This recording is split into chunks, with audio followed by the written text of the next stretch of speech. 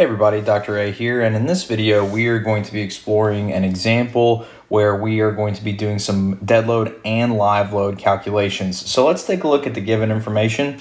So we are told that a 25 foot by 30 foot by 6 inch, and you can assume that's the thickness, reinforced stone concrete garage slab will be supporting passenger vehicles. So this is maybe a slab of a garage for a house.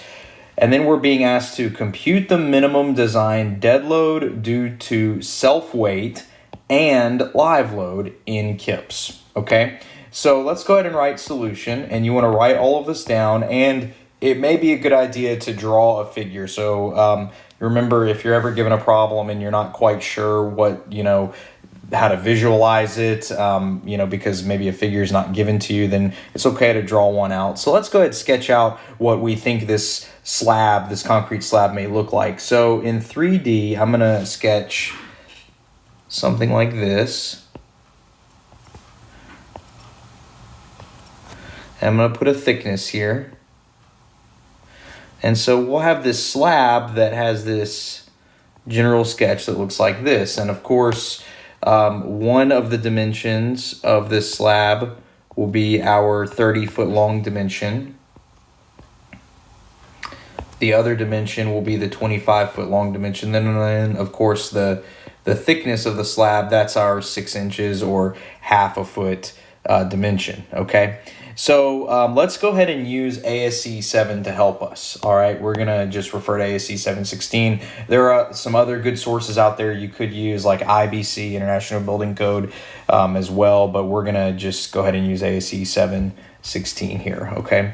So let's look at the dead load first, okay? So the dead load is gonna be due to the self-weight, okay? How much the slab weighs itself. And so from ASCE 716 table C 3.1-2, we can get the unit weight of concrete is 150 pounds per cubic foot, or we can write that as PCF, okay? And so to get the total dead load in terms of kips, what we can do is we can say W dead equals the unit weight of concrete times the volume of the slab, okay? V sub S is going to be volume of the slab. Now, how do I know that? How do I know that weight is unit weight times volume? Well, you can look at it from the units perspective. If the unit weight of concrete is pounds per cubic foot, and then you take that value that has units of pounds per cubic foot and multiply it by a volume, which has units of cubic feet, that'll give us a total weight, okay? So what we can do is we can say this is 150 pounds per cubic foot.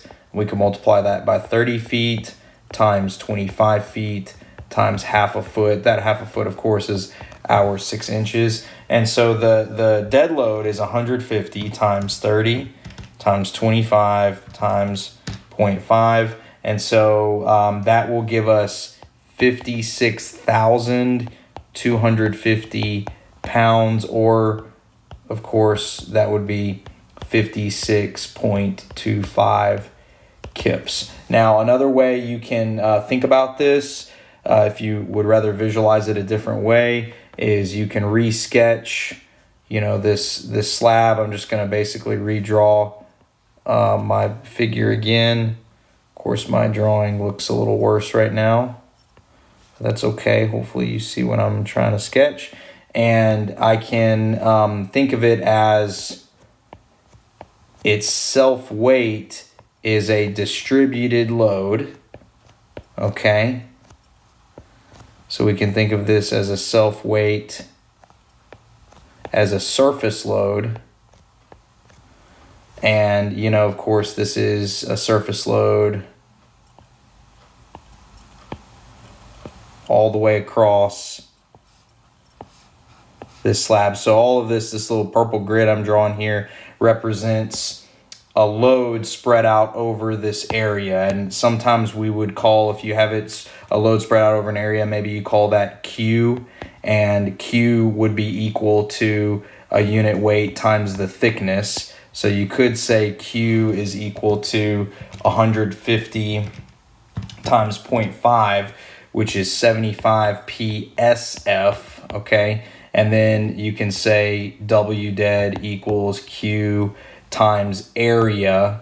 And if you said W dead is Q times area, then 75 PSF times 30 feet times 25 feet. And of course, you get the same thing. You would end up with W dead equals 56.25 kips. So a couple different ways of thinking about this. Think of it as dead load weight is unit weight times volume, or you can think of it in smaller components as a surface load in PSF is the unit weight times the thickness of the slab. Then the dead load is that number, which I called Q, times the area of the slab. But obviously, you should be able to see this algebraically, that this comes out to be the exact same as thinking about it as in terms of unit weight times volume. Okay, so just two ways of thinking at it. But regardless, the dead load of the slab in terms of its self weight is 56.25 kips. Now let's look at the live load. Okay, live load.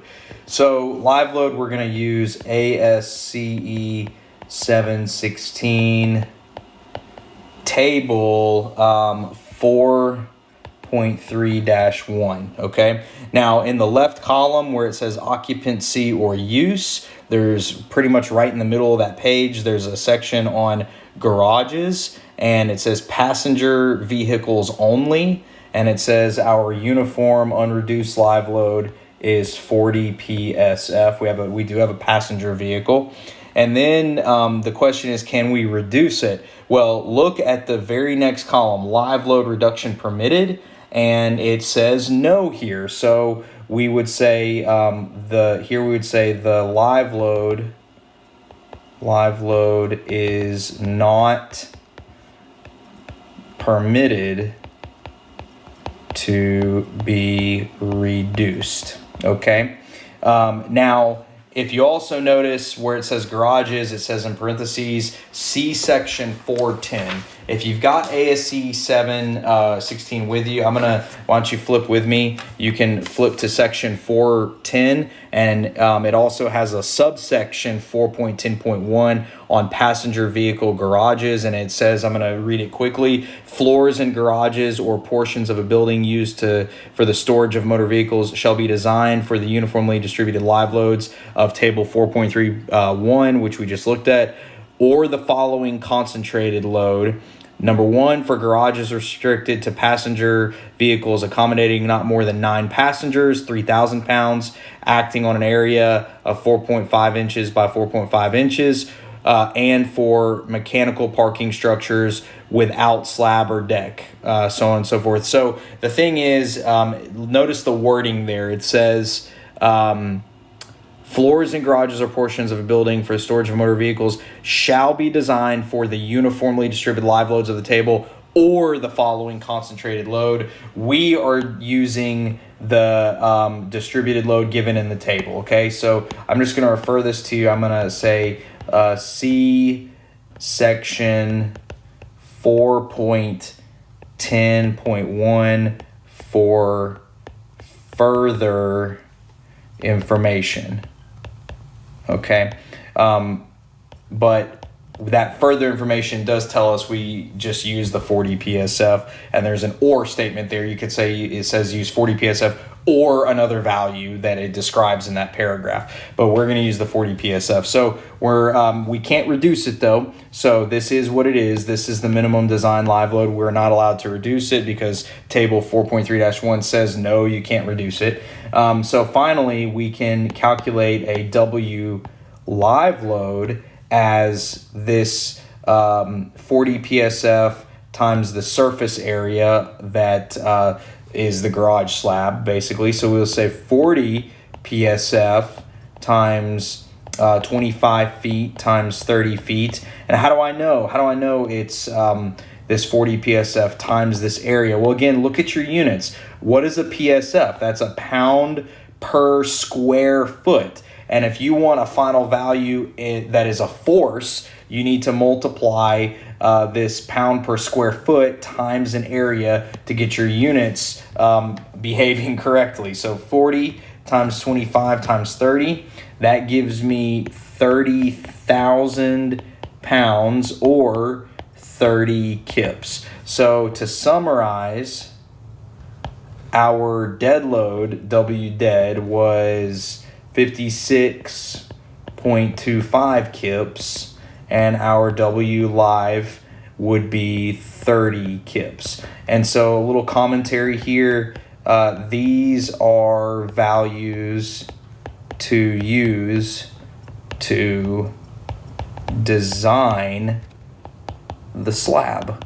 So that's all why we're doing this. We're calculating these dead load and live loads such that we can then design the thing that is supporting this dead load and live load. In this case, it would be a concrete slab for a garage. Okay, so that's going to conclude this video. Thanks for watching.